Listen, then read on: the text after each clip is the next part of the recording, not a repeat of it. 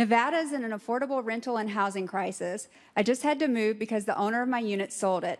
The unit I'm in is exactly the same, but it's $800 more per month for rent. How do you plan on implementing national rent control and ensuring fair housing for all?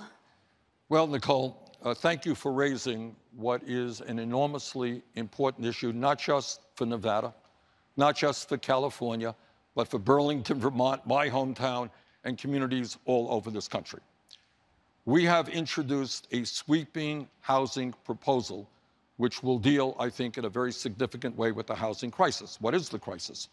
Right now, unbelievably, in the richest country in the history of the world, tonight, Nicole, there are going to be 500,000 Americans sleeping out on the streets or in emergency shelters, including 30,000 veterans who have put their lives on the line to defend me.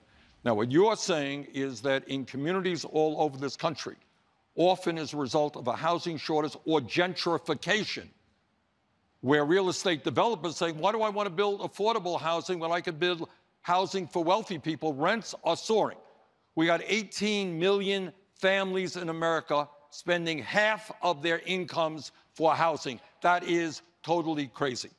So to answer your question, we're going to do a couple of things. Number one, we have a plan to build 10 million units of affordable and low-income housing, which should open up the market and lower rents. Second of all, I grew up in a family that did not have a lot of money.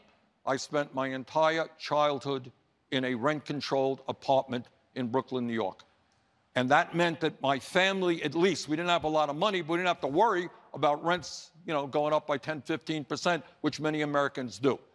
We believe that rent control is an appropriate tool nationally to tell landlords that they cannot simply jack up their rents to any rate that they want.